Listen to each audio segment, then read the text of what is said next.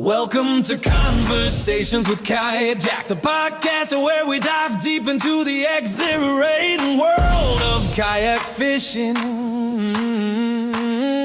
Join us as we paddle through Kayakjak's journey, his guest tips for gearing up, the techniques that reel in the big ones, and the unforgettable stories of their fishing escapades. Whether you're a seasoned angler or just starting out, Kayakjak's conversations with others and their insights will inspire you to get out on the water and embrace the thrill of kayak fishing.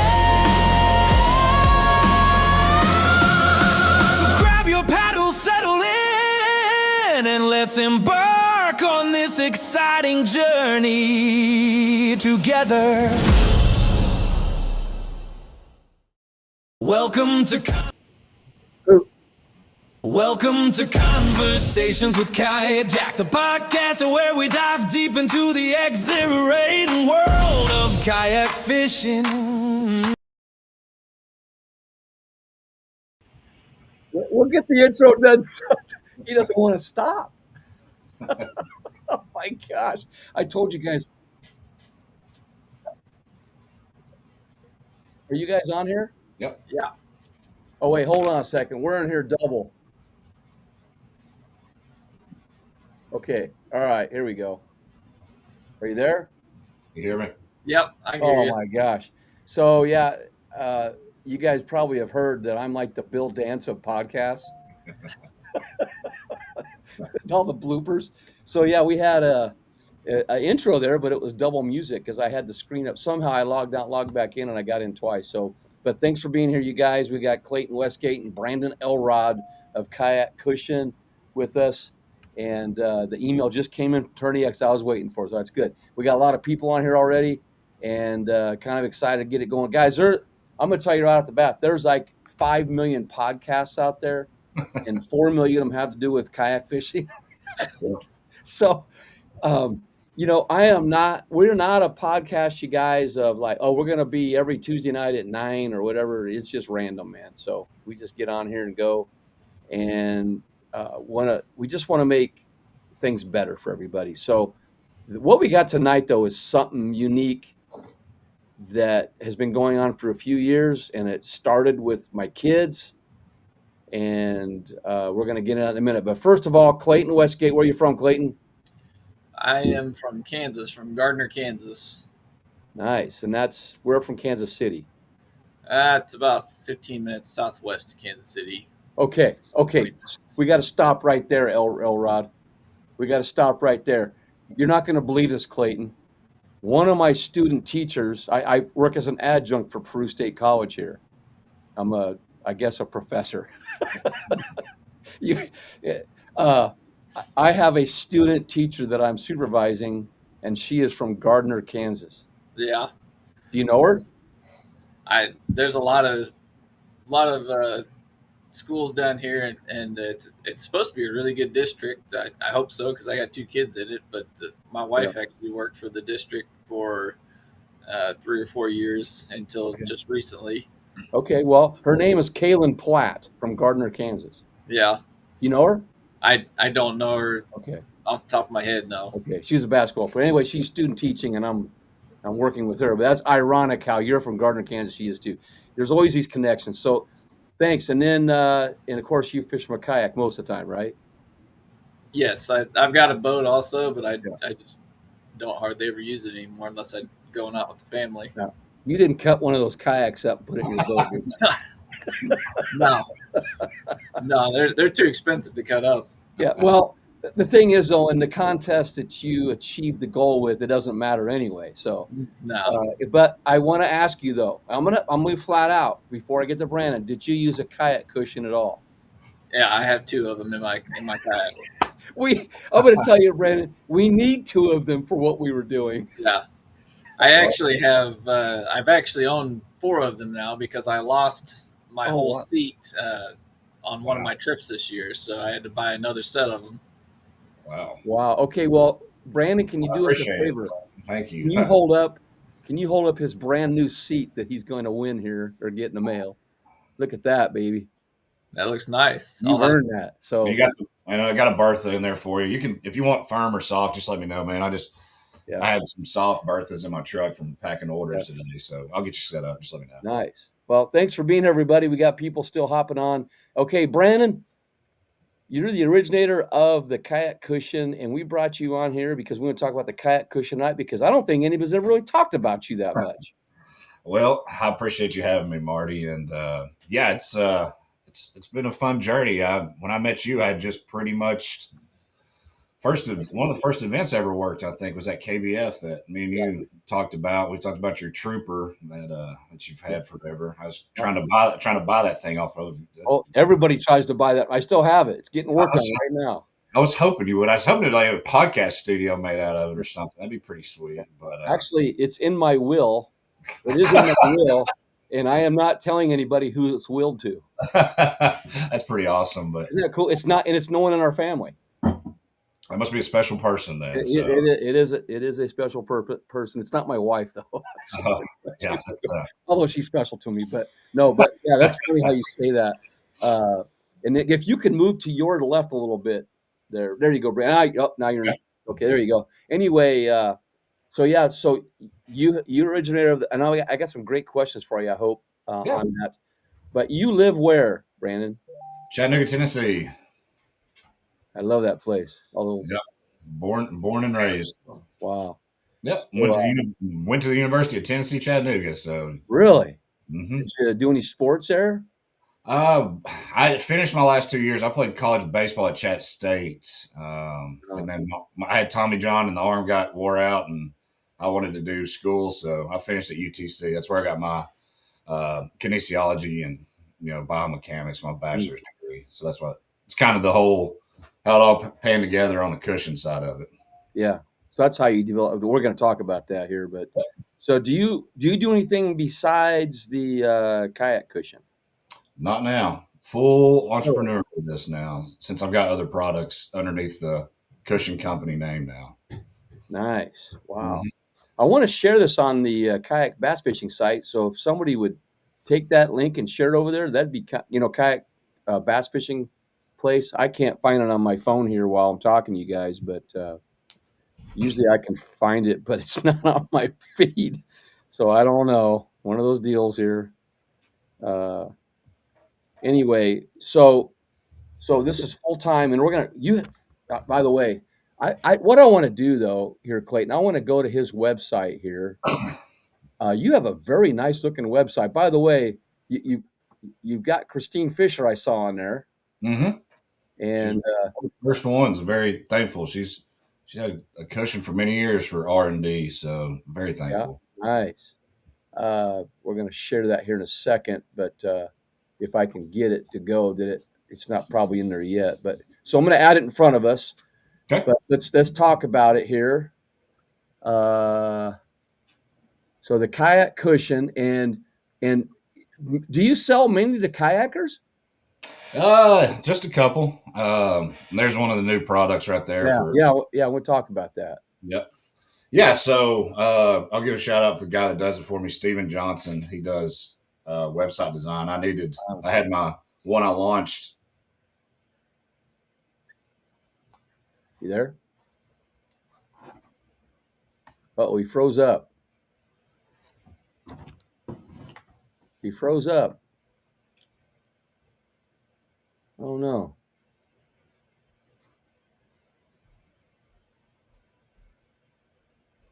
Where you at, Brandon? Okay, well, if you can hear me, Brandon, he left. He's coming back. Okay, in the meantime, Clayton, here he comes. I don't know what happened. Just said reconnecting on me. Sorry about that, guys. That's all right. We were just getting ready to talk about some other stuff here, and then now I'm gonna bring it back on there. Yeah. Okay, go ahead. Yeah, so it's a facelift on that from when I originally launched the company. I needed someone with a little more expertise with all the different brands and some better pictures, lifestyles, showing the straps, showing the difference, showing how, the cam buckles, strapped to the seat to secure it. So when you're traveling, showing that you can buy just covers if someone's had it for a lot longer. Mm-hmm.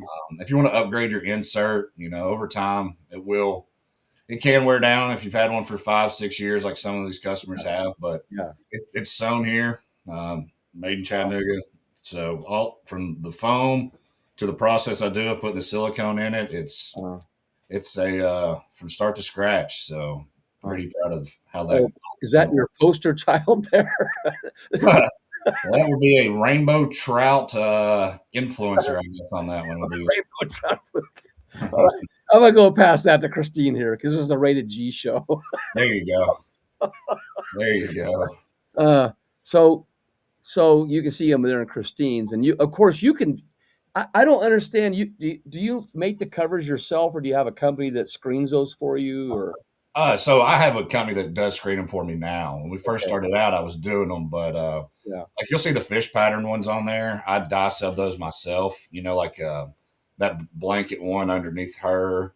Those are a transfer process on those. But yeah, the screen, like the fish ops one down there, yeah, KBF one. So yeah, it's just developed, and I do custom ones now that you can just go onto the website, put your artwork in there. I oh was working on those today, so if you have a brand or if you're wanting anything on there, so yeah. now you got a lot of stuff. I like this site's easy to use. It looks like too. Um, It's a but lot better than it was whenever I was my own web developer. I will tell you yeah, that it was. yeah, Yeah, so it's Stephen Johnson who's been doing that for me. So nice. And Guillermo Gonzalez, the other half of Christine Fisher, there. yeah, he's with hunting and fishing, needing to wear and tear of all the elements. So it's nice to have people Now, that are really putting in a lot of water time on the products. Like you, Marty, and Clayton. So it's oh yeah, absolutely. yeah. I'm gonna tell you a story here in a second on it, but tell us about this other product that's out. It looks like a back brace. Actually, it is a holster for carrying on the water. If you're a Oh, I carry so, my gun in my holster. yes, so I have a same cover material that's breathable. It's neoprene sewn here. It's got the same silicone insert in between the two pieces. Uh-huh. Goes inside your belt loop, gives you the point of contact. So a lot of people I know do carry on the water, boat ramps. You get some camping, some kind of Huh. sketchy places. So just kind of came about it naturally. So there's a compact and a subcompact, and if you're one of those people that do carry, if you don't, no hard feelings, but I Yeah, do know quite a few. So it was that's the newest yeah. product we've launched. So yeah. That's I call it the Karen compact case for Karen. Yeah, I played with it, and it's been pretty. It's had great feedback so far. But yeah, that is the newest product, just launched first of the year. And it goes on your leg or your arm? No, it's your belt loop right there. It goes right What's inside your, oh, your belt loop. your. Oh, It's got the two buckles. That's made by an American company. Those that uh-huh. have the rivets on it. They go on it. So Uh-huh. Nice. So it's not just for kayaks. You could carry it anywhere. I walked the dogs this afternoon with it. So yeah, Nice. it's you don't feel it on there, and then once again, it's the same breathable concept as the Yeah. cushion with it, so it won't grow mold, antimicrobial, Yeah. very durable. So I've had one for about a year now. So Nice. launched Here, that. and what's the price on those? I don't see that. $59.99 on those, Okay. and Okay. be looking on it for a promotion. We're probably going to run going into spring Uh-huh. for people buying a cushion. Probably do some type of discount with the tucked. We're just working on Uh-huh. how we want to do it. Yeah. Just if you want to do buy one get one half, just get people trying it because the ones that have so far have enjoyed it. It's just something a little different angle, but there's not Mhm. really one for on the water. But yeah, t-shirts, all the Yeah. Kush for the tush shirts, some tie dye hats and Yeah. stuff. Yeah. I was at a. I'll get back to this deal here and get that out there. Let me stop. Let me remove from scene. What I wanted to say was I was at a show you were at. I can't remember what it was at. It might have been the one down south, and it was nonstop for customers coming up and looking at them or buying them. That's You know, shows of I don't do a ton of them just because still the manufacturing side of it. I have to ship the orders out timely, and I just put a special model on Amazon actually mhm. uh, of kind of a truck seat version of it for kayaks. It's got like a non-slip bottom with no straps on it, but Mhm. yeah, shows is great because I actually get people to try it. If you're just looking at it, you always have the keyboard warriors that Mhm. what's this? I use Yeah, a yeah, Lowe's pad, and that's yeah, great too. But so yeah. did I.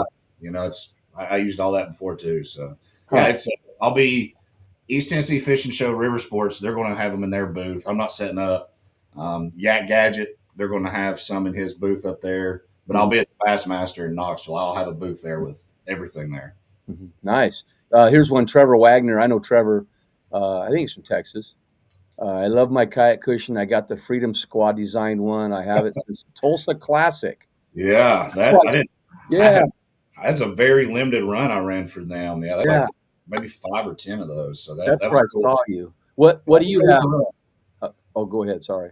No, I was just saying that was a fun one to run. They got a cool logo. Yeah, the Tulsa Bassmaster 3 years ago. It was before Fort Worth. Huh. Clayton, what do you have? What's yours you have? I did have a custom one that my wife got for me, but that was on the chair that I lost. So now I just got a couple standard, just black kayak cushions. Uh-huh. Yeah, black's definitely the best seller.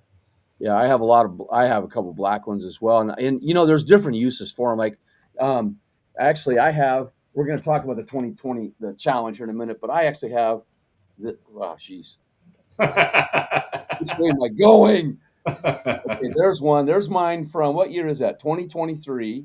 That was a great design. I like that design. Yeah. And I have a designer here too. She helps, but I kind of make my own now too. But it's upside down. But I have this one too that you made. Yeah. The other year, so I'm going to have the whole collection here. The next time. But I do have a black one. But I got to tell you a story though. So I'm fishing in a tournament up in Omaha, and this friend of mine, he's in his kayak. And by the way, guys, I'm going to keep showing you guys his comments. They're getting ahead of me here. There's a ton of comments tonight. Real quick here, before I tell that story, these holsters are nice inside the waistband. Yeah, so it'll go inside your waistband, and that it'll go over your belt loop. Yep. Okay. So you have a point of contact there, so you don't have a strap that holds your actual carry on you. So the point you have, it'll have you a full point of contact on it. Well, and then also another question here: will you beat the Classic again? Yes, right? Yes, I will. Okay, and then we're going to answer some of your questions, guys. You know what? I didn't even know you had the holster thing, and now you got all these guys asking questions about them. Get ready. I think your phone's going to be dinging with orders. That's all. That doesn't bother me at all. We'll have Instagram up too for it soon. I'm working on that now. Nice. But, you've been so good to me these past few years. When I first started this, I thought, okay, if I'm going to fish for 2,000 bass, I'm going to be on my butt a long time. I got to find something that people would want to earn for being on their. Now, there's some guys that stand up in their kayak. I don't, but there's some that do. But I'm on my butt 10, 12 hours a day. And I don't know if you remember the old kayaks, there was no cushion. I mean, It was just like your butt was down there and there was nothing between you and the bottom. Well, I'm up in Omaha. I'm fishing a tournament, and Michael Thomas doesn't mind me mentioning this. He's on here, by the way, I believe. But he's fishing in his kayak, and he's sitting on his bedroom pillow with the pillowcase hanging out. I'm like, he's going to snag that thing, and something's going to go wrong. So for Christmas that year, we had a little Christmas party. I gave him one of my kayak cushions. An extra one. I gave him one of my kayak cushions. He loves that thing. That's awesome. So they make great gifts, you guys. Yeah, it's I haven't seen the pillow from their own bed yet. I have seen some different designs though. So yeah, but this was a regular. Oh, here we go. Here he said, "I still have that pillow." I hope you're not putting it in your kayak, Michael. But anyway, we've got a lot of guests on here tonight. Thank you guys for being here. We have some announcements to make to you guys as well, and we're going to talk to Clayton and Brandon. I'm going to tell you guys, Brandon is a cool dude. I met him, like I said, several years ago, and he has been loyal to the kayak community and helped us. And he said, "What's that? No, I'm not." Laugh out. What I say? I don't even know what I said. Anyway, you literally have saved our butts, Brandon. Well, I appreciate it. Yeah, it's been fun. Success stories about it are always great. Plus those fun stories. It's enjoyable. I mean, I've said it numerous times, but it's about getting on the water. And if someone just goes and buys an inexpensive kayak, but it's expensive to you, and hopefully it's an upgrade you can use that is durable and will last. And I get it. Some people say they can't afford it, and I hate it. And that's why I try to run sales when I can. But Yeah. I don't want to sacrifice quality and durability. I mean, I could, but it kind of defeats the purpose with, someone like you who sits on the water like Clayton. If you're on the water 12 hours a day for multiple days a week, it's just something's going to break down over time. So you have to. So that's why it's made that way. I'm going to tell you something, and Clayton, you know this. If you're catching 2,000 bass, you're in your kayak a lot. Yeah. Right? How many hours a day do you think? How many hours at a time were you in your kayak? I mean, an average trip is 7 to 9 hours for me, I would guess. Yeah. Wow. And same here. I mean, I did 186 trips, I think, this year out there. And people say, "Oh, you're retired." You know what, though, Brandon? I did 140 when I was working. I was about to say, I remember when I met you, you were still you're like, yeah, I teach too. I'm like, yeah. I don't know how you do it, man. I don't either. I don't know how I don't even know how I. Believe me, you have to plan your time well. I will say that. Yeah. But anyway, what I was going to ask you was, what did the first version of the Kayak Kushion look like? I still have one that's outside next to my fire pit from about 7 years ago. Just seeing how long it'll go before it breaks down. It started with some really ugly Frankenstein ideas. I wanted to make as I said, the Rolls Royce of them at first, and it had straps everywhere. It was like it would be a bottom and a back. They would be together like an old stadium, and they'd have straps in between it, and it had so much sewing in it. It had been $100 in sewing by the time you broke it down. So too thin. I had it real thin at first, just playing with it, and I went with air. I went with straight foam. I tried a bunch of different gel. Gel builds up heat, causes pressure points, hurts, makes fatigue.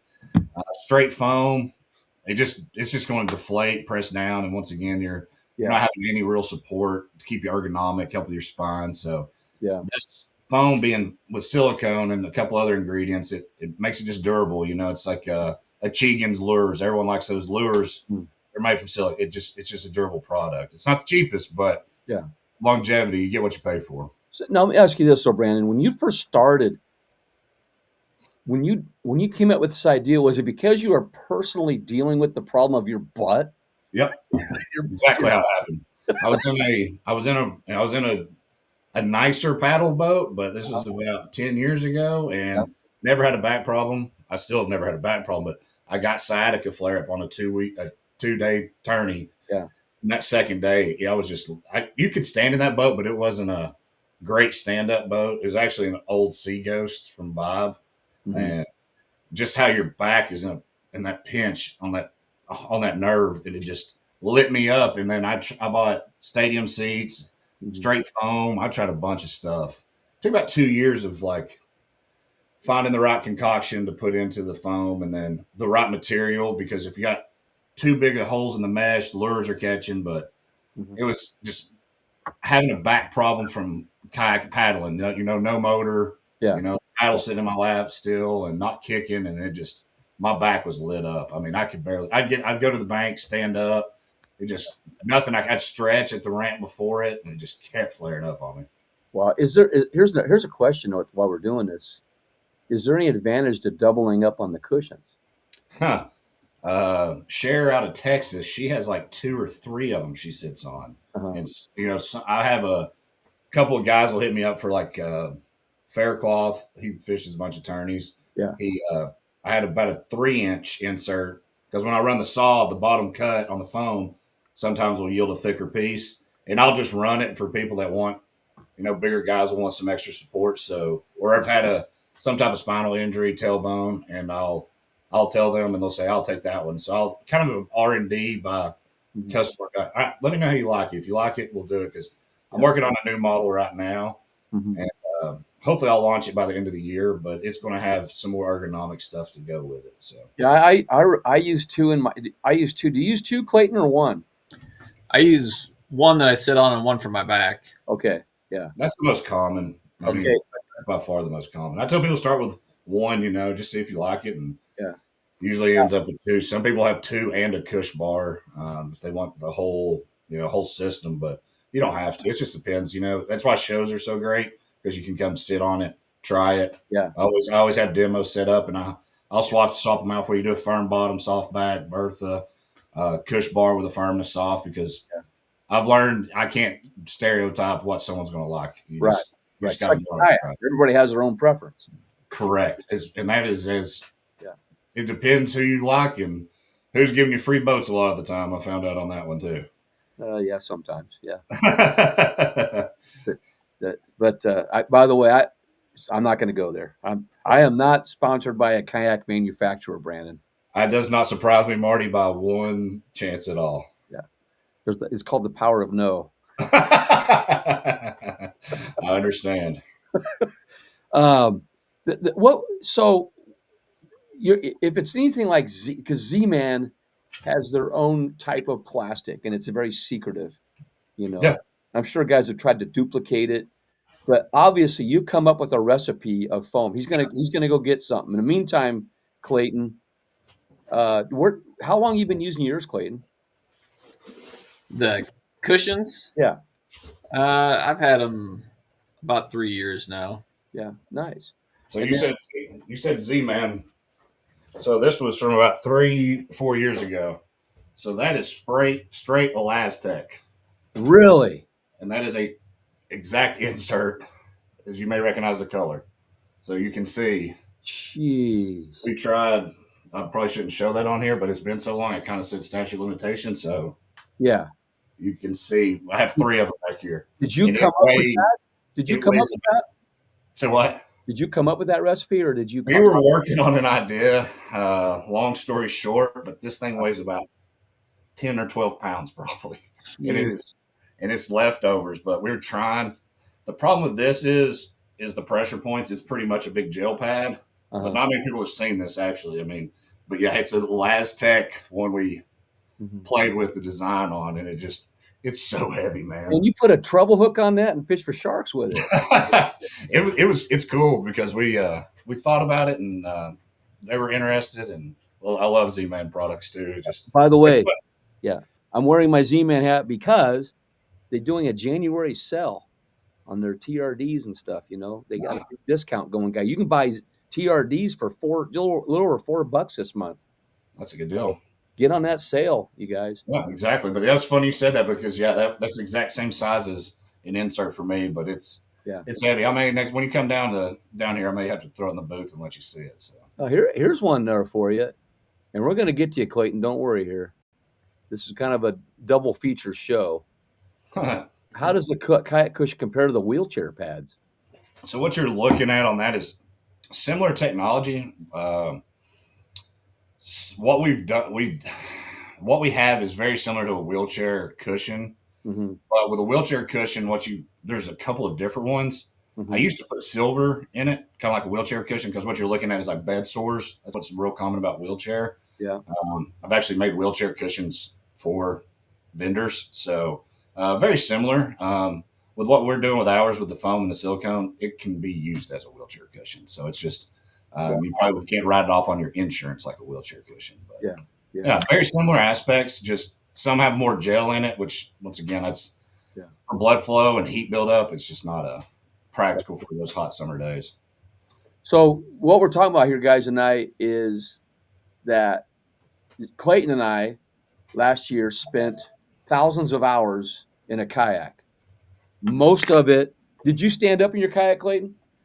I do stand up sometimes, but I sit down quite a bit. But we were on knees. We were on knees for thousands of hours last year. Right? Literally, I was on this more than I was in my bed. You think about it, because there was a lot of 4-hour nights that I didn't sleep. I was out fishing instead, and the amount of abuse it takes. And by the way, I have one that's probably pretty thin now because I used it quite a bit. Yeah. But another thing is, Clayton, I want to ask you this. Do you carry yours on your kayak all the time, or do you put it away in your vehicle after each use? The cushions stay on the seat, and the seat comes out of the boat every time. Oh, okay. So you take your seat out. Yeah. What boat are you in? I've got a Old Town Sportsman 120 PL. Okay. Yeah. Well, I take the seat out of mine too. So that's Yeah. a lot of guys don't. I just always have just for wear and tear on my seat. I've just always taken Well, them out. I leave my Hobie Outback seat on the kayak, but I put the cushion inside. Lesson learned from Richie McMichael. We were actually driving to where you were at, that KBF National, and Yeah. we looked back at his or in his window, and he says, "Oh man, my kayak cushion's gone." He didn't tie it down good enough. But there are straps, you guys, that you can tie them down really good with. Yeah, I've got two models on those now. So like the ones for y'all, most common is the metal anti-slip cam buckle. Everybody's familiar with. I had a lot of saltwater guys that were wanting something that'll last a little bit longer because that nickel plate salt's undefeated. So I did a plastic cam buckle, and it's durable even with the sun wear and tear. It's Yeah. durable because I have it on mine. Plus, people with the weight, if you're taking a battery and Mm-hmm. electronics, it can add any extra weight you don't have to take and always help. Yeah. Wow. Now I use mine on when I load my links up or my kayak. I have this load system that goes on top of my truck, and there's some bars that stick up. So I put the kayak cushion on top of it, and it cushions it so the kayak doesn't hit it. Yeah, I took some old straps, old scraps of mine from the shop, and I put it on like my bed extender. If I'm not on my, Yeah. don't use Oh the yeah, it's a good idea. Yeah. yeah, I just Okay. wrapped it. It's story time. Jessica Westgate has asked, "Tell them why, Clayton. What's that all about?"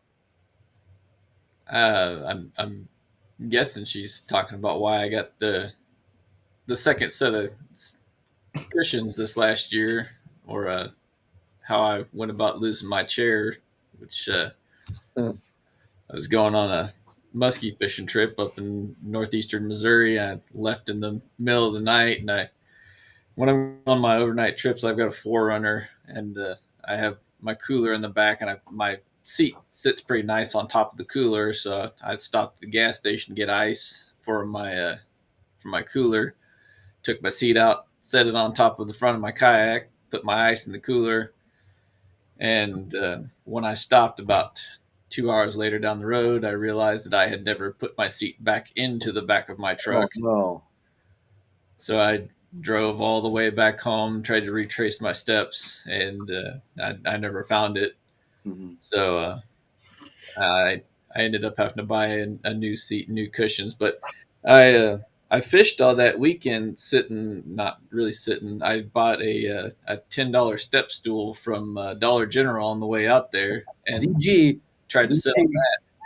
And it took me about 45 minutes before I ended up in the lake. So Oh man! not what I expected.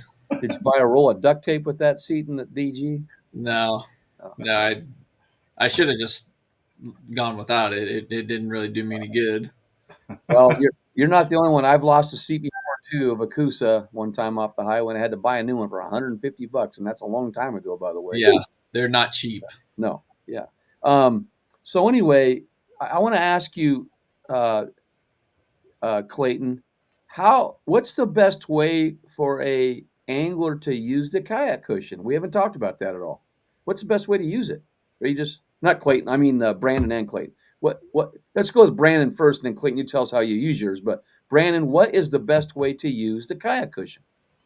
So I'm not saying I've tried every use of it. I've tried a lot of different ways because here recently I've been going more minimal with a paddle board and then using a Mm-hmm. 20 quart cooler, and it goes underneath that and straps it pretty well. I've been fly fishing off that for smallies, so I've been cooler, cushion, one fly box, and one fly rod. So I've been liking that. I mean, the most common with so many people in frame seats is going to be using the straps and doing it that way. Mm-hmm. But my original design was like we were talking about, was sitting in a roto molded bottom of one that is just rough. I mean, it's just tough on the back. I don't care who you are. It's I did that for 18 years. I did that. Yeah, exactly. So I mean, my butt was lower. My butt was lower than the water. So in the kayak. And if water gets in it, you had itchy butt all day. And then I wanted something though, because I camp too when I fish, and having something you can even roll up as a pillow and sleep in the truck, back seat, bed of the truck, Forerunner, like you were talking about, Clayton. So I haven't found a wrong use. So many people take it from the truck. Like I keep it in the truck. I have one there, but on the long travels, they sit on it, take it out, throw it in there. If it's cold like it is now, take your hot hands, throw it between the cover, you sit on it and let the sea get warm on you. So yeah, there's not really an incorrect on it. I mean, I've seen a bunch of different ways. Paddleboard, people put their knees on it. Oh But, yeah, yeah. but the rigid seat, the frame seat, that's most of our, our audience. That's pretty cool. Yeah. Now let's say that I had this idea. Let's say that the ramp has some algae on it, and you don't want to slip. Could you put it on the ramp and like? You could, because Yeah. what it's made out of will not grow mold on it. It will, like I said, I had that one outside sitting by my fire pit.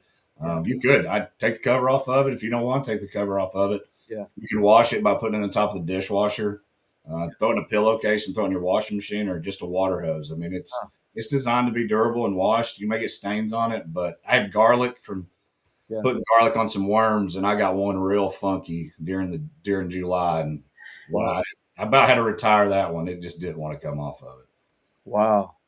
So I'm going to go to Clayton here for a Yeah. second because we want to keep him involved here because I don't want, like I was a teacher, so if I didn't talk to, I like it.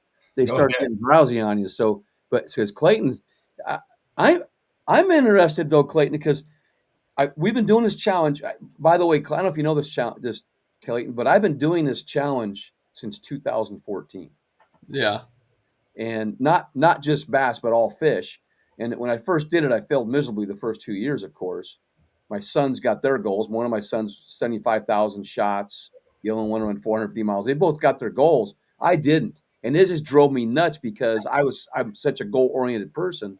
The third year I made it. And then it got to the point where it was getting too easy to make it. And there was one year I moved one year and it kind of messed me up because I went from a whole different part of the state to another part. I had to find new holes and everything. But in a long story short, I was successful and it was getting easier. So I thought, I'm going to try bass. And so that's when Dwayne Wally reached out to me. He says, why don't you just make it like a national challenge? And that's when I reached out to Brandon and said, hey, I'd like to find some kind of a prize at least to shoot for. And we had 245 people that first year that were in it. And it was free. And it's a daunting task, but catch. A lot of people say, "Oh, I've caught 3,000 bass. I've caught 4,000 bass." I'm like, prove it. With me was people. I was making posts that I was catching so many fish, and they were like, "No way" and stuff. And so I thought, okay, I'm going to talk. Dwayne talked to me about it, and I said, I want to put this on Tourney X so I can prove that I did it. That's when he said, let's make it national. Okay. So we can prove our catches. But catching 2,000 bass is an outrageous goal. I'm going to tell you right now. It is not easy. I think Clayton, tell our people out there how easy it is. It is not easy at all. I've done a couple of years where I kept track with like one of the crappie clickers that people keep on their boats, and that's only so accurate. Sometimes I probably would forget to click one, or I would click twice for a fish. I had a couple of years that I broke 2,000 doing that, but that is also catch the fish, unhook it, flip it back in the water, click, and try to catch another fish. This is catch the fish, put the fish on the board, get the fish to hold still, take the picture, submit the picture. It's such a tedious thing, and then to do it 2,000 times, it was a lot. And I got a story on that too. And by the way, thanks, Tony, for that comment. I know it takes consistency to catch that many fish. I'm going to tell you. So I will tell you, and I don't know about you, Clayton, but I can actually catch a fish. But by the time from when I first get my thumb in its mouth to the photo to release in 8 seconds. Yeah, I'm not that fast. Right. But here's the deal, though. Joshua Booth, who's on here, by the way, he can tell you this. One time in a tournament, I submitted 2 fish in less than a minute. And he literally thought that I had submitted the same fish. And I said, look close. And I said, no, I actually released both those fish in 1 minute and took a photo and entered them. when you catch a lot of fish, you get practice. Yeah. So put it in there, and people don't believe me. Like, don't you lose fish? I said, no. You just. I don't even give him a chance. I don't even give that bass a chance to know he's out of the water. Just and he's back in. It is funny how people do that. They'll say, Yeah. you'll see someone go to the bank and then take Yeah. their time, or you'll see Yeah. someone, boat flip a double digit and Yeah. just throw it on there because they just want to be in shock and don't even want to like. Yeah. That's just nuts. The two different strategies on Yeah. that. Yeah. Now there is some. Now the bigger ones, I'm going to say this: the bigger ones, I play with them a little bit. I don't really try to get them in the boat that quick. I play with them a little bit, and then I actually have them in the water so I can take a really good photo with them. Yeah. For a few seconds. But normally, most of the fish I catch are back in the water within 20 seconds most of the time. It's good for the fish too. So I mean, that's everything about it's great. So let me ask you this too, Clayton. And by the way, Brandon, thank you for telling us. I got more questions for you on the product. Okay. Because if you guys don't have a kayak cushion and you're on your butt a lot, I don't care if it might be in the office. I have one down here where I work. I have one up in my office upstairs, and I have two in the truck. So they're on my butt all the time. Anyway, let's put Clayton. When you first started and you're looking at this and you're going, oh man, that's a long ways. Like when I ran college track, I never thought about what I had to go. I always thought about what I had done, for miles or for 400s or 800s, whatever we were doing. Did you ever think was there a time in the very beginning, first few months, where you're like, man, I don't know if I can get this, but I'm going to try? What was it like? Yeah. Well, in January, I had a pretty good start, especially considering, the part of the country I'm in. Mm-hmm. I'm fortunate to have a power plant lake not too far away, so I can I can fish there. It's not a numbers lake by any means, but it also stayed warm enough that I'm able to fish the cold water lakes all year. But I thought I had about 100. I think it was about 150 fish by the end of January, and then I don't know. I hadn't done the competition before, and I went through and was checking my numbers, and they weren't even close to what I thought I had, and I'd already gone through, and just you get so many pictures of little fish in your phone. I'd gone through and deleted them all. Mm-hmm. Well, I had submitted them from the lake, and I don't have good service there, so I'd submitted them, and they weren't going through. They were going to my live well, and because I deleted them from my phone, I couldn't submit them anymore. So when I tried to submit it, it'd come back as an error. Oh man! So I had lost like 60 fish, I think, from January, and then I had, I think it was probably March or April. I just wasn't really catching the numbers of fish that I normally do, and I didn't think I was going to be able to make it. And I don't know. I thought about just stopping doing it because it was so much work doing it. Mm-hmm.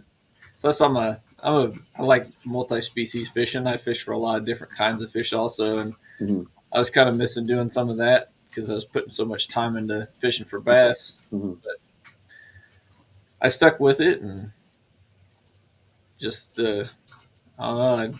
I had a couple pretty good trips, especially towards the end of the year. It seems like the fall and early winter bites around here, we can really catch a lot of fish if you get on them.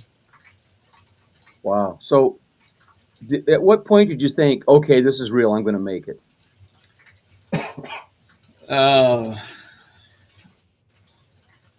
I would say probably about October. I really felt like I had a good shot at it. And then I had there's a couple tournaments in October where I was going to be fishing for several days on Wilson and Cedar Bluff Lake. And normally you can catch a lot of fish at both of those lakes. And the fishing was awful at both of them. And that kind of drugged me back down to where I wasn't sure again. And but when I came back home and got back to fishing around home, and it really started to come together pretty good towards the end. Nice. So David, I'm going to go back to Josh here, but David said it's difficult if you fish a lot of tournaments. You don't want to waste time measuring a fish It won't count for the tourney. He's got a good point. Did you have any issues with that, Clayton? I did it. I was measuring fish that didn't count in tournaments and ones that I knew I didn't need, and it is tough. It's really tough, especially like the one at Cedar Bluff was the KBN state championship, so they had to be 12 inches, and I was measuring fish that I knew were 12 inches to submit, and our first day got shortened to 4 hours because of the wind. So I had 4 hours to fish on a already tough bite, and I was measuring short fish. Yeah, it's tough. Now, here's how you get in the guys' heads. You ready for this, Brandon? This is good. I'm glad you said that, Clayton, because here's why. When you're out there measuring those short fish, what are your competitors thinking? I know, that's what I was thinking. They think you're not doing very good because you need those fish that you're measuring. Well, the other part is that when you're measuring fish, you're going, "Oh man, he got an upgrade. Oh man, he got another upgrade." Because you don't hold up the 10-incher like this. You just put it down there and slide it back down to water, and then you're looking around like, anybody see me catch that? And you're like, "Oh man, he got another upgrade." And then you don't post it, and then you look to see if they posted it, and no, he hasn't posted it either. So you can really use that as a strategy as well. Now, I will say too, I was in a tournament last year where I caught 150 something smallies during the tournament. I didn't measure like 125 of them, just so you know. Yeah. I wanted to do well in tournaments, so it would have taken the entire day to do that. But I do keep track of what I caught in my head and add it to my other total. But for the actual total on there, it was still only 2,300. But I can guarantee you I caught over 2,800 last year of bass. It's just that I didn't. There are sometimes in tournaments, David, that we don't record them. But if it's a tough year, yeah, you've got like I'll record as many as I can every tournament, because sometimes when you're practicing before the tournament, you can't really burn stuff up. So sometimes I'll go to even a different lake and practice there and try to get some numbers that way. But generally, I'm trying to get 15 every time I go out. That's my goal. What is yours? I try to catch as many as I can, but okay. Here's a comment from John. I can tell you, it's tedious when you're putting 10 inches on the board during. Oh man, isn't it tough? A 10-incher is harder to process than a 15-incher. Would you agree or disagree? Yeah, it is. Those are the ones that fin you all the time. those stupid little 8 to 12 inchers flop around. I've been stabbed so many times. Oh, but John's my fishing buddy. That we fish some boat tournaments together, and I know he gets frustrated watching me measure these fish. That there's no way that fish is a keeper, but I'm in the back of the boat measuring it, taking pictures of it. Yeah. So if you had to narrow it down to one factor, what most contributed to catching that many fish that you caught? Because you caught 2,100, something like that. Well, here. I can put it on here. Yeah, I got it right here. Just a second. Go ahead. You keep talking. A lot of it's just I fish quite a bit. A lot of our lakes have got just lots of numbers of fish, so I caught a lot of small fish. I had my self-imposed limit of 8 inches because that's what our tournaments are around here. It's got to be 8 inches to submit. So, can you guys see that? Can you guys see that board? There were 127 anglers, over almost 21,000 fish submitted, and I had 2,355. You had 2,149, and David Hutzel, who's on here tonight, he had 1,568. Man, he fished hard too, trying to get them. Dwayne Doroba's up north. He tried to get there. Tyler Alexander, I talked with him. This thing is tough. And the thing that I was amazed with, Clayton, is all those big fish you caught, but weren't they a lot of those caught in Texas for you? All three of those, the biggest five, or all 5 of those biggest ones were from Texas. Okay. I had quite a few that were over 20 from Kansas, but none of my biggest 5 were from Kansas. And the one thing you guys too, I know you too, Clayton, you can keep track of how many fish that you caught of a certain length during the year, what species you caught. Now this year we don't have the species on it; we just have it one bass on there. But I was able to go back in and find out my average, find out what's the most fish I caught of a certain length, and how many 20s did I have, things like that. How about you? I didn't go through and look. I didn't even know you could do that. So. You well, you can't now because it's down. But you can go into manage fish and click on show all fish. It'll show every fish you caught that year. I like. We actually had in our local group, one of the guys posted numbers on how many big fish he'd caught. He's kind of a big fish specialist. Yeah. He likes to throw big swim baits. Yeah. And how many fish over 20 inches he'd caught. And I think I figured that I'd caught 17 over 20 last year.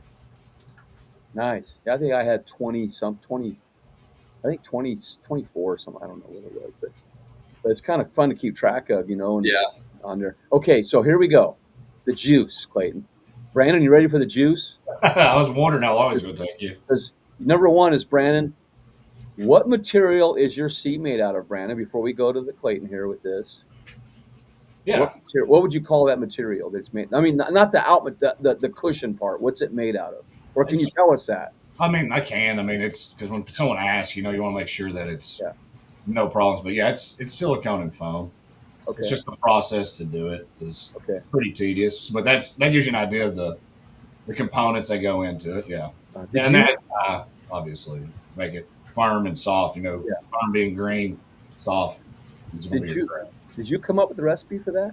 Yeah. Wow. It's long time.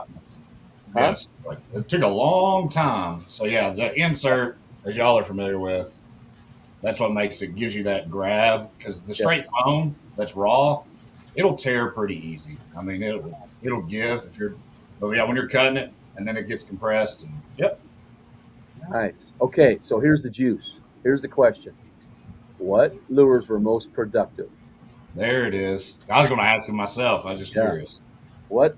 Let's go, Clayton. What's the juice? I catch a lot of fish on a Ned rig. All the guys want to hear me say that. I don't know. I'm sure they get tired of hearing about it, but I don't understand the hate from people that don't like to throw it. I kind of feel like the point of going fishing is to catch fish. So exactly. Throw it catches fish. I'll tell you what. Those guys that are making fun, I visited with this young man today. If they want to be humiliated, get in a boat with Ned Cady himself. I've fished with one of his friends. He's the one that taught me how to fish it, and I've never been outfished so badly from the back of my own boat as I did. Ned Cady will humiliate anybody. It was probably 15 or 20 to 1 fish on a lake that I fish a lot. Yeah. And it was nonstop for 4 hours. He was just beating me into the ground with that stupid little. It didn't look like anything. Right.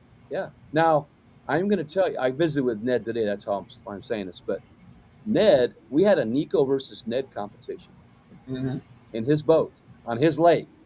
Who won? It was the Nico, yeah. It won.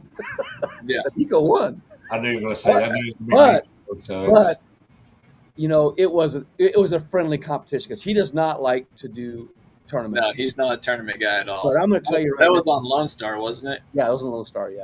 But I'm going to tell you something. I watched him fish and how efficient he was. Brandon, we're talking about a guy that is 90s, right? He's in his 80s. 87. Yeah. There was one of the guys on the boat got snagged on a dock, on the other end of the dock. Ned pulled up to the ramp. There was a bar, a rail there. He jumped off the boat, like under the bar, like a gymnast. Ran down the dock, bent over way down, got that out, ran back, and jumped back in the boat. How many 80-something-year-old guys can do that? I don't know a whole lot of 30-somethings that can still do it. So, by the way, yeah, he doesn't need a kayak cushion. By the way, I can tell. No, it's I always heard the guys. You'd hear a certain brand of people. Yeah. Well, I'm going to throw a Ned. I'll just throw a jig. Yeah. That's always been the. Why do you have that tied on? Why don't you just tie on a jig? It's always been. And he never sat down. But I'm going to tell you though, that Ned, does catch fish. And for those guys who are listening, Stephen, I use the Nico, you know that, and that's how I catch my fish. And I'm gonna have more content on that coming out soon as well. But so that was your main lure, was the Ned rig? I used a lot of different baits. I caught a lot of them on a Ned rig. I did catch quite a few on a Nico. It's not a bait that I had fished a whole lot until this year. I started fishing it quite a bit. I wasn't a big fan of it because I lose a lot of baits fishing a Nico because they fly off a lot when you catch them. But I found that Nico hack. I can't think who makes it right now off the top of my head, but you don't lose nearly as many baits when you're using one of those. And I catch a lot of fish on the bladed jig. I make my own, and I catch a ton of fish on those too. And I do fish a jig a lot also. Jig? Now I know you mentioned the geocracks, but you want something a lot cheaper that lasts even better? I'm always for saving money, yeah. Well, it's just like with Brandon with the plastic. I was looking for a plastic collar because the geocracks break easily. They do break. Yeah, they will eventually. They do wear out. So here's the juice, you guys that are listening on the Nico. And I have a video on this on the Substack. Brandon, just like you, I had to come up with a plastic that was compatible with the Elastec, that wouldn't melt the Elastec. Yep. So I reached out to different manufacturers until I found, I know send me samples. I got these samples, and I had all these worms with these collars on them out in the sun. Let's see what would work.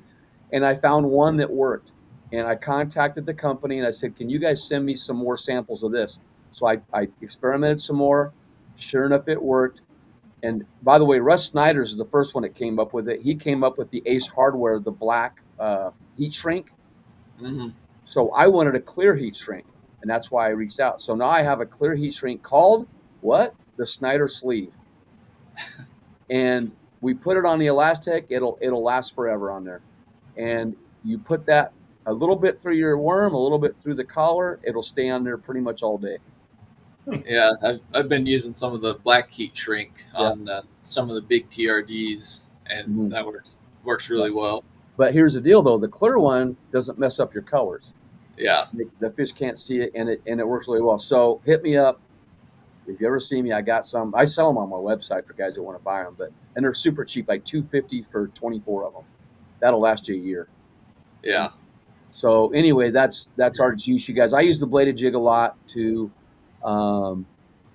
Let's see, what's this? Jessica Westgate, CNC Custom Baits. His bait company. Who's that? That's my wife. No, who's the? Yeah, I know that Jessica is, but who's CNC Custom Baits? That's my. Your what? The baits that I make. Oh, you make baits. Let's see some. Oh, he froze. Oh yeah, he's gonna freeze up right when we're getting the juice of his custom baits. Perfect timing to just be like, can't see these. He'll get back in. So what's next for Kayak Kushion? What's next, Brandon? Tell us what's next. That new model I'm working on, that's got a lot of time in that one. Getting ready for show season, and then trying to get, outfitters squared away for season, pre-spring, and the ones that have been with me since the beginning. I've got some new ones wanting to come on, and I'm sure, as y'all know, unfortunately, there's been a lot of bread and butter shops that have been around forever that they just didn't make it the past couple of years, or the kids didn't want to run it. So, getting ready for show season, making inventory, trying to launch new products. But yeah, the new model, when I get one, I'll send you one, Marty, and let you RMD it. So yeah. Let's see. Okay, wait a minute. Did you make blade baits? Bladed jigs, yeah. Blade jigs. You give me? Who's the one that gave me one down in Kansas at one time? Was that you? It was probably one of mine. Yeah. It was live rubber, living rubber, green pumpkin. It's possible, yeah, because I make living rubber and I make silicone ones. Yeah. And It's time for bed. Oh, that's my wife. Sorry, guys.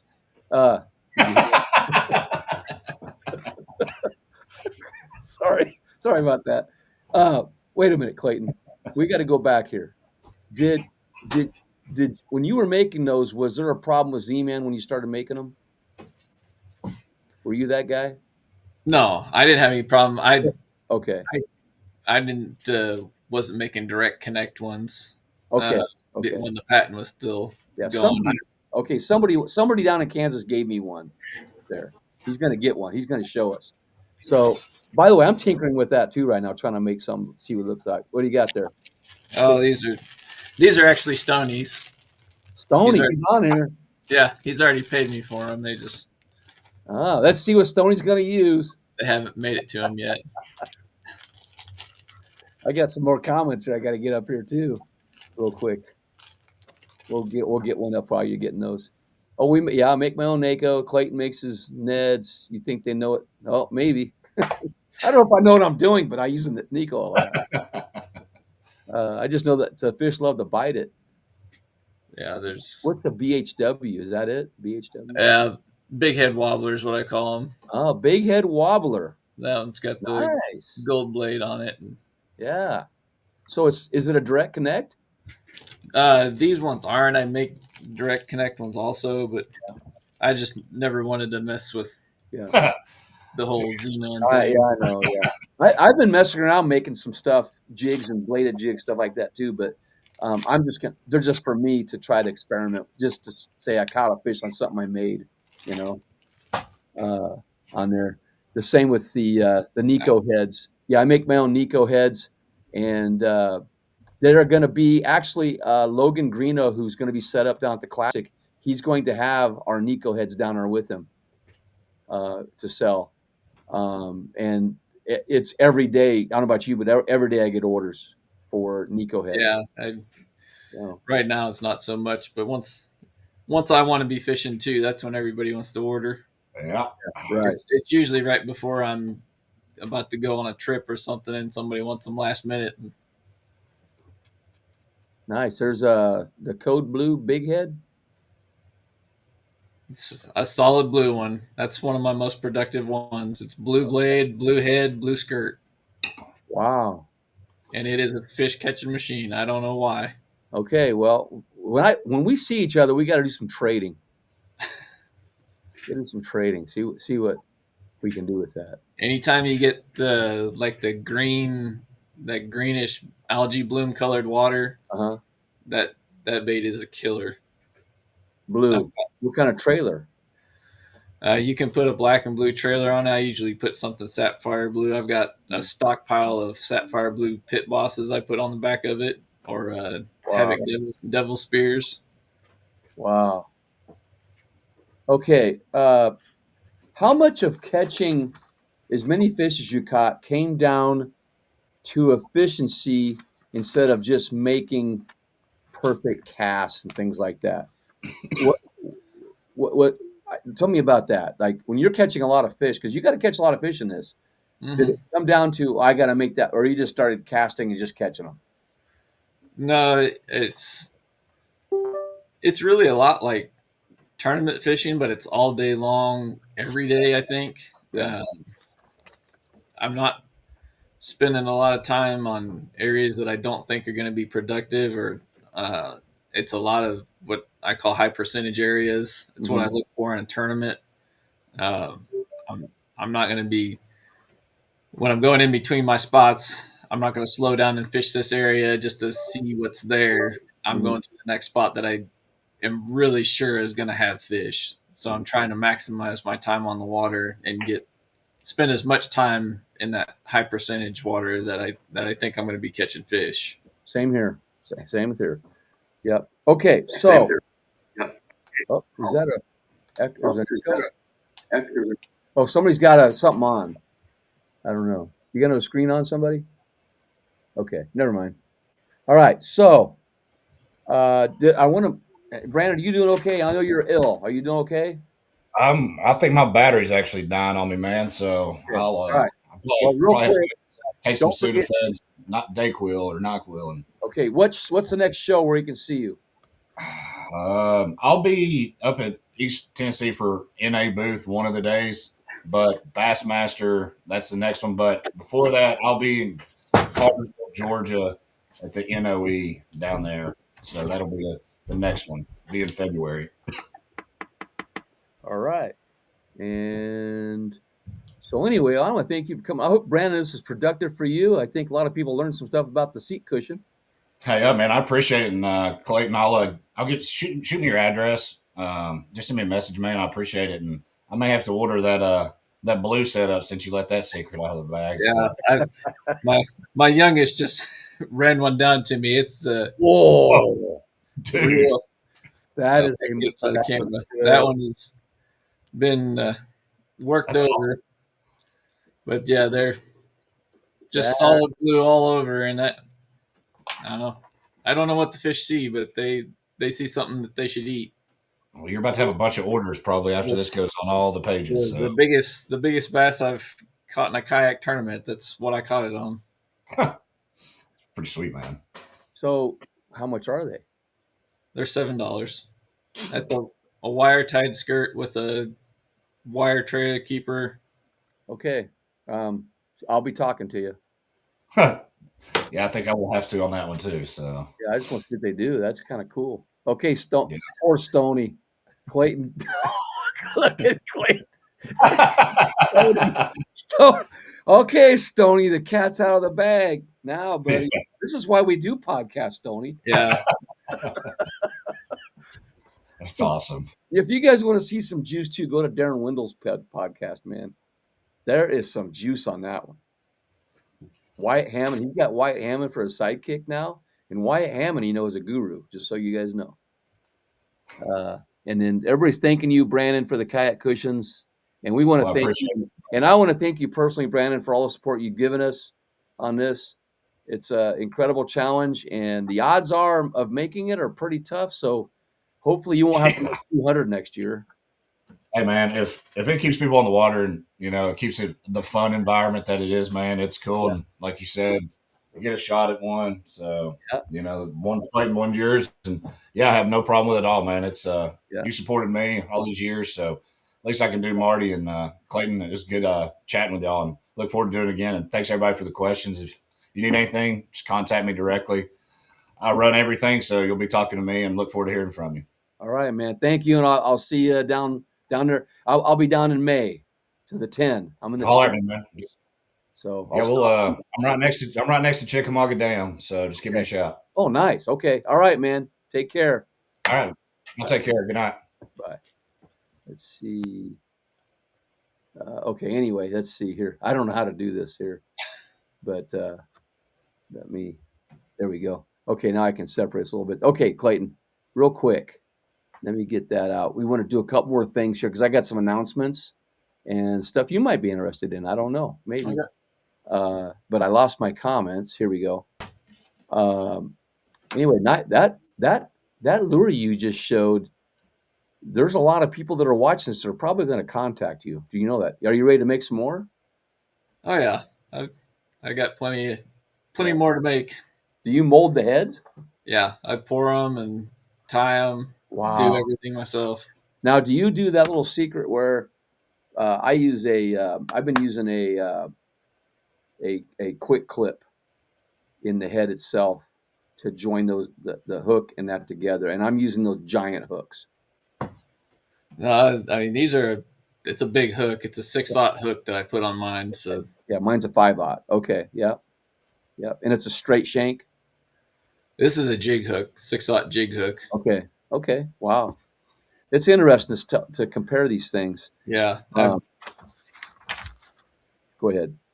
The direct connect ones I make they're just an inline hook, like a spinnerbait hook. Mm-hmm. Nice. Those are a 6/0 also. Wow. All right, here we go. One more question on the fish before we go to these announcements.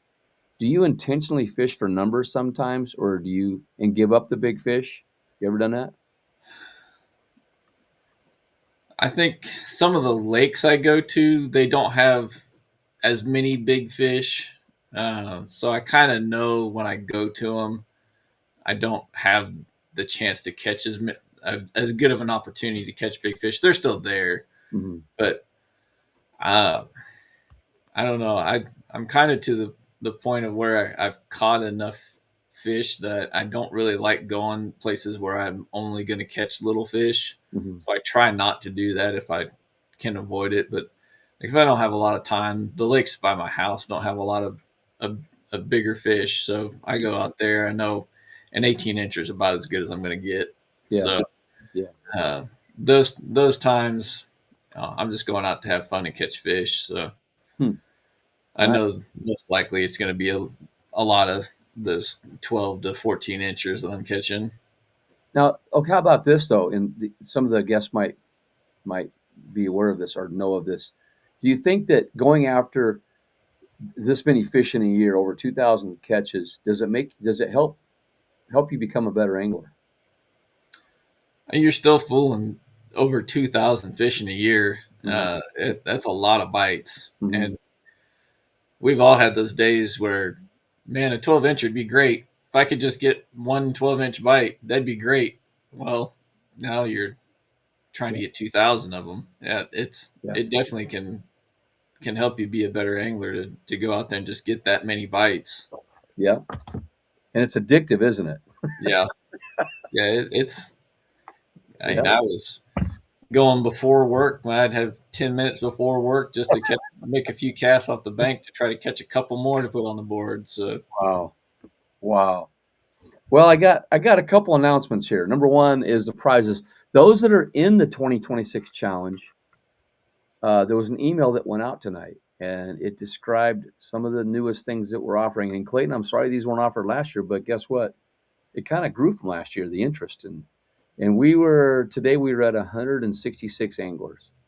And last year we had 127 total. We are still in the middle of January, already have 166. We're going to reach 200. There's no doubt. yeah, probably. And it's not about the number of anglers to me as much it is that everybody in it has a good time and gets out and is inspired to fish more. I hope this challenge didn't burn you out last year. You know, because I still wanted to fish in December. I was like, I want to get some more. Yeah, Did it feel like the pressure was off though for yourself when you caught it? yeah, You know, yeah. And I, I stopped.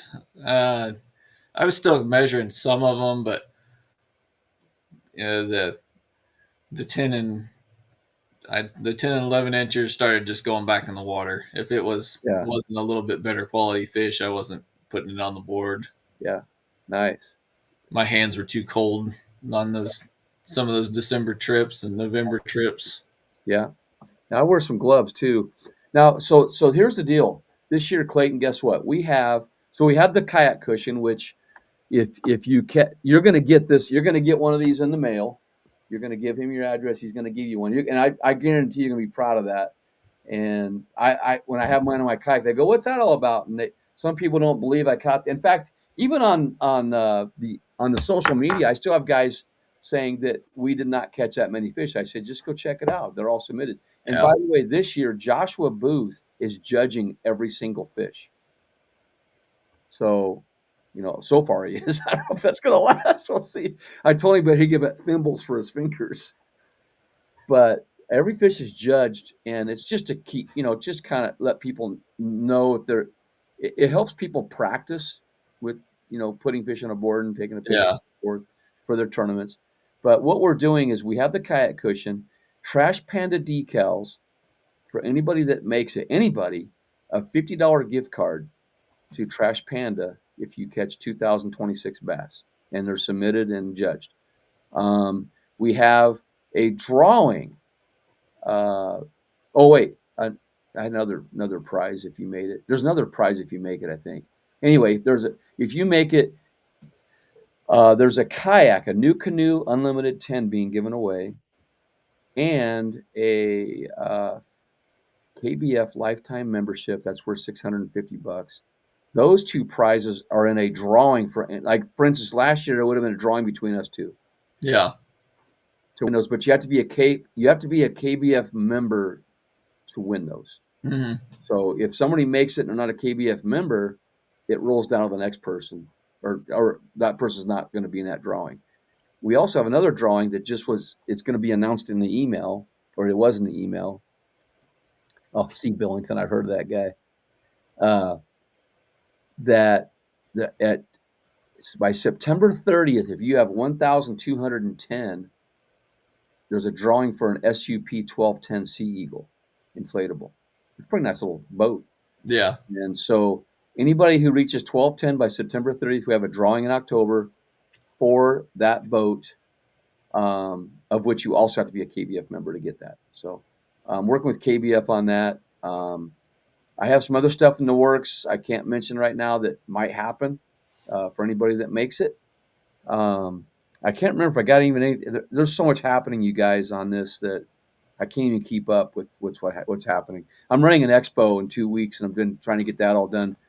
We have some of the Kansas guys are coming up, Clayton. You should, man. How far are you from Omaha? Let's say Omaha. It's about 3 hours. Okay, so it'll be 2 hours to here. Yeah, that's something like that. Okay, so man, you could sell some lures here. Yeah, I actually started. I put a bunch of them together to bring up there, and because they were going to get a table, and I don't know what happened to them. I had a whole shopping bag full of them, and No, they're gone. I don't know what happened. Somewhere, I don't know if they got thrown out or what happened, but they're nowhere to be found. I've turned our house upside down looking for them. Stony.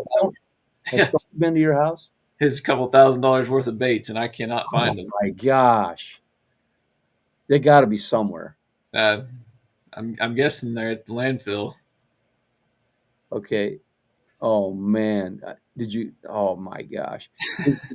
Now I'm going to get to Stephen here in a second, but is there the Kansas kayak anglers are going to have a table there? Yeah, you're welcome to join at that table if you even got a few, man. Or take orders there, man. Bring up some demos and take you. I'm going to tell you right now, Clayton, you'll sell 1,000 of them there. Yeah, and there's no cost. You're with the table already. Join those guys. So, oh man, that's horrible. I wish you could, if you can make it up here, man, because we could do some trading too, or I could buy some from you, whatever. But anyway, the stickers, yes, you can earn this year. You can earn a decal for catching 500, 1,000, 1,500, 2,000, and of course all of them. And then we have a decal. I just sent one out today to Ryan Thompson in South Carolina, who's already caught 5 over 20 already. Unreal. That's a good start. Yeah. So we've got that. We've got those stickers. We got 10 over 20. And then Steve Billington said you probably threw it away thinking it was trash. You think that's true? I'm afraid that I was cleaning out our deep freeze, and I threw some stuff out in there, and it was all in kind of like shopping bag type stuff, and I think it might have gone out with some of that. Oh man, what I'm afraid might have happened. Jeez, but I would be heartbroken, man. You probably are. Yeah, there was a ton of bladed jigs and all kinds of different jigs, Ned rig heads, shaky heads, swinging football heads, just everything, spinner baits, all kinds of stuff. Wow. I didn't even ask you, what do you do for a living besides making lures? I'm actually a deputy sheriff. I've done that for 18 years. Wow. So you, like when you're sitting in your car waiting for somebody to speed by, do you make lures in your car? Yeah. I've done some of it at work. Yeah. I can believe that. I mean, you got downtime, right? Sticking those little eyes on the jig heads takes forever. Yeah. So I used to take them to work, and I would just, if I had some downtime, I'd just stick the eyes on the jig heads while I was. There you go. Yeah. And that's pretty cool, man. Okay. Steven Sturgeon said, let's go to the landfill. Treasure hunting. They take some time to put together, huh? Yeah. Got it. That's horrible. It was hundreds of hours worth of work, and man, a lot of money and materials, and it was, I don't know, maybe they'll turn up somewhere, but it's been a month now, and no, they haven't been found, so I'm guessing they're gone. All right, we're going to end here pretty quick because I know you got kids probably there too, and we'll end up pretty quick. My question though is, for someone that's never done this challenge and they see it for the first time, what's one thing you would recommend? Uh, just have fun. It's just like when you get into kayak tournament fishing too. Just go out and have fun. If you don't, you know, Mhm. maybe you don't make it your first year, just go out, try to have fun, try to learn from it, and and don't make it too difficult. Don't stress out about it. Uh, Mhm. it's supposed to be fun. It's not supposed to be Yeah. work. It's not supposed to be a job. Mhm. Uh, that's the same way when people ask me about kayak tournaments. You know, you want to get into a kayak tournament. Well, don't expect to go and win your first one. It's not a big deal. Right. Just go, ask your questions, meet the people that you're going. I used to fish boat tournaments, and I've enjoyed the kayak tournaments so much more than I enjoyed boat Mhm. tournaments because the people that I've met have been just all great people, and uh, it's just been such an enjoyable experience all around because it's just so much more of a laid back atmosphere, I think. But Mhm. Mhm. Anyway. that's my kids' questions when we go fishing, and how many fish do you want to catch? Yeah.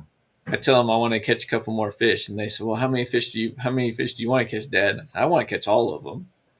Yeah. You know what I do with I substitute teach like 2 or 3 times a month just to be connected with the schools, and I'll go in there and they go, Mr. Hughes, or they call me the fishing guy. How many fish did you catch last time? And I go, 6 or 7. Yeah, I I have a class with that one. yeah, I got two boys, and they're 9 and 12. So that anytime I accidentally say 6 or 7, Oh yeah. Oh yeah, they go nuts. They go gosh, nuts. And yeah, then I'm gonna have fun this next year because I turned 67. yeah, We're gonna keep it going. yeah. My oldest, he's got his little Hobie that he fishes out of, so he'll be inheriting one of my kayak cushions for his Hobie, so he can have Nice. a cushion to sit on. There you go. And then, by the way, I want to say the expo is January 31st, you guys. We have a full house, 27 tables right now. We have 22 kayaks entered for the kayak show. Somebody's going to win a Malone trailer in a drawing, a brand new Malone. We're going to put it together Saturday. I'm having a kayak build party in my garage Saturday. So we're going to have fun putting together. They'll help me put. It's my outback looks like this scarecrow in the Wizard of Oz right now. And, tattered on the floor or whatever. So we're going to get that fixed, and we're going to build that Malone trailer, give that away. But if you guys want to see some good fishing, hunting stuff, the expo coming up in Auburn starts at 9 a.m. We have seminars all day going on. There's a chili cook-off. We have 11 contenders already. We have cinnamon rolls. Where else can you get for $5? All you can eat chili, cinnamon rolls, and a bunch of other stuff for $5. You can get at that expo that day. And then if you haven't seen Clayton, have you seen my spreadsheets yet? I don't think so. No. Okay, they're on my feed, you guys. I was hoping that some of the clubs would share them on their site because I don't like to go spamming other people's sites. They can share if they want. But I made a spreadsheet of all the local events: Missouri, Iowa, Kansas, Nebraska. I do it every year, and you can see the dates how they line up, or where you want to fish. Some guys want to fish every weekend, so you can see which ones will be compatible with your schedule. And so you can click on that, and eventually each name of each tournament has a link to the tournament itself. Well, let's have you guess. How many tournaments do you think there are in those 4 states this year, just in series alone? That's not counting weeknights. It's not counting the major ones like the All American. This is just counting trails. How many do Oh you think there are? gosh, I have no idea. There's so many tournaments anymore. Yeah. Just give me a general guess just to see what you're thinking. Just individual tournament Individual days. tournaments based on the trails between Missouri, Kansas, Iowa, and Nebraska. How many weekends? Uh, let's say 120. That's a lot. Yeah. That's a lot. It's actually About half that, 59. Yeah, But that's not counting. That's not counting like Moyak's additional series. It's just counting their. okay. Yeah, I was. So in a way, you're correct because if you counted all the weeknight league nights and the side tournaments, yeah, there's probably over 100. Yeah, there's so many little weeknight and jackpot tournaments and Yeah, yeah. Now, if we had a contest tonight and David winning a prize, you would win, David, because you were just about right on 60. It actually is 60, I think, because one of them I didn't put on because I didn't know if they were going to have a championship, but I think they are. So there is about 60 tournaments. So using these spreadsheets will help you determine where you want to go, maybe for your local tournaments. And there's national trails, stuff like that. So, but again, we have the expo coming up. Don't know when we'll be on here next. Probably pretty soon. But man, Brandon, I didn't expect to hear about this secret lure tonight. That was pretty cool. I didn't even know you made lures. yeah, I've been doing that for a long time. I started doing it when I was a teenager. I started making baits and Yeah. Yeah, it's just I've probably got close to 30 different molds, Yeah. and just a big workbench out in my garage that Mm-hmm. is covered with all different kinds of hooks and lure parts. Yep. We're It's from the same mess. cloth, I think. Yeah, it's all a mess, but I know where most everything is except for the bag of all my baits that I made with all of it. Yeah.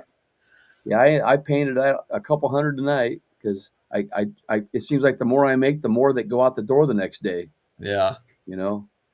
And but it's fun making them and people love them. And and you have a lot of pride when you make your own, don't you? yeah. No, I really enjoyed getting pictures and stories from people that Yeah. catch fish on my baits. Yeah. That's pretty cool. Well, I want to thank you for being on here because, like I said, you are the only other person that's ever reached this goal. And and I'm going to make a little chart of all time guys that have made this on there. And did you have your plaque handy? Is it there? I don't. It's up in my garage right Okay. now. Okay. Your wife won't let you bring it in the house, will she? I've got to find space for it out in the garage right now. I've got kind of burned up all the wall space out there. Wow. Oh, here's a big question for you. Do you have any pull with the KKA? I'm not one of the directors or anything, no, but there's a couple of them that are on here. Or they were. I don't know if they still are. And I know what his question is already. It says, congratulate. The question is, I'm sure, is that one of your events is the same weekend as the All American, and he wants to fish your event. So do I, but we're fishing the All American, and so it hasn't been an issue in the past. But it would be nice, but you don't have to fish all of them. I know. So. Yeah, look at that, you guys. He got his plaque. Now I don't have mine yet. David is, but he's bringing it up to the show. He's going to be at the show, you guys, the expo, the guy that makes them. So that's pretty cool. Were you surprised by that? Yeah. I wasn't expecting that at all. That's cool. Well, I love surprises because I'm one of those. I'm one of those under promise guys and over deliver. I try to be that way. But this year, let's hope that those prizes show up for the 2026. I think they will. We are going to put a disclaimer. It takes 4 to 6 weeks to get those prizes delivered. Yeah, because companies, they have to. I do know with the KKA tournaments that if you're fishing a tournament on the same lake, you can fish one with KKA a year without being a KKA member. You can fish what? You can fish one KKA tournament a year without being a KKA member. We want to be members. We're going to be members. I'm fishing a lot. Yeah, then it's no big deal at all. But you can fish one a year without being a member. Yeah. No, his question is he wants to fish that one the same weekend as the All American, but it's the same weekend as the All American. Okay. Yeah, I mean, he should be able to double dip, no problem. No, the All American's at a different lake. Oh, it's at a different lake. Okay. Yeah. I thought you were saying it's all the same body of water. No, you guys are on Melbourne, and the All Americans on Truman the same day. Oh, yeah. So that's going to happen. And Yeah. and I think yours. How many do you have to do to qualify for your AOI? It's the best 4. That's 4. That's not bad. So David, you can fish a few there. I just want to go because I fished with you guys once last year and had a great time at Prairie Lake. Yeah, they're all fairly local to this area. We don't have Wilson or Cedar Bluff this year, so there's not a bunch way out west this year. Yeah. David, you just want to go down and fish with Ned. I know that. So I used to run into Ned fairly often on the water, but I haven't lately. Okay, here's another announcement, you guys. There's a lot of people still on here, by the way. And I hope I'm not taking up your time with your family here, Clayton. Nah, I think my kids are probably already asleep for the night. Oh. Well, anyway, real quick here, because sometimes these podcasts get going, man. Another announcement. Ned Cady has agreed to, we're going to have we have a Monday night league here. It's free for kids and adults. Monday night, 2 kids can team up. A kid and adult can team up, but 2 adults cannot team up. And we have AOI. It's a free league. It's like 3 hours every Monday. We have 4 different lakes that we fish. But this year, we not only have a drawing for a lifetime fishing permit for a kid, we've given away 2 already. This year, we're giving away another one. But we're also going to have a drawing to fish with Ned Cady. So 2 of our kids, 12 and under and a 13 and 19, are going to get to fish with Ned Cady this summer after we get done. Isn't that cool? Yeah, that's pretty neat. They're going to go away from there going, I mean, when they first go up, they're going to say, what's this guy know about fishing? They're going to find out. Yeah. Because I've never seen anything like it. And then, that's not all, you guys. Another drawing for 2 more youth out of our club. It's not really a club. I'm not really in the club stuff, although the KBF. I mean, I just don't like to have memberships. So there's no membership for our stuff. It's all free. They're events. We're going to have a drawing for 2 more to fish with the Husker Bass team on their boat this summer. So we have 4 kids that are going to get to fish, a lifetime fishing permit. Who doesn't sign up for that? Yeah, that's a pretty good deal. And by the way, for each event you fish, your name goes in the hat. So if you fish all 5 times plus our state championship we run, that's 6. You get 6 chances in the hat. And that's usually who wins too, is a person that has chances on there. And Patrick Sims said, "Oh yeah, Patrick's on. I know, he's my neighbor." The kids have a blast. They fight. There's reservations for my kayaks. There's so many kids that want to use them. And the other thing is you can fish from boat, bank, or kayak. And we have a side division of panfish. You can also go for panfish. We give away poker chips each week to the winners. And we give away a bag of tons of lures that people donate. And then we have a bunch of fishing rods and reels too. People donate. So, Stony Floyd made a nice comment here. Famous because he does so much local. One of the best. Thank you, man. Appreciate that. You know what? Real quick, Clayton. I just want you to know, because I know you're a police officer as well, and you're serving that way, and appreciate that. But as a kid, I didn't have much, and I struggled to find my own fishing stuff. But I want to give back in a way what I didn't have. You know what I mean? And the other thing is, you meet a lot. I know you meet a lot of those kids out there that literally their world is crushed, and there's not much hope there.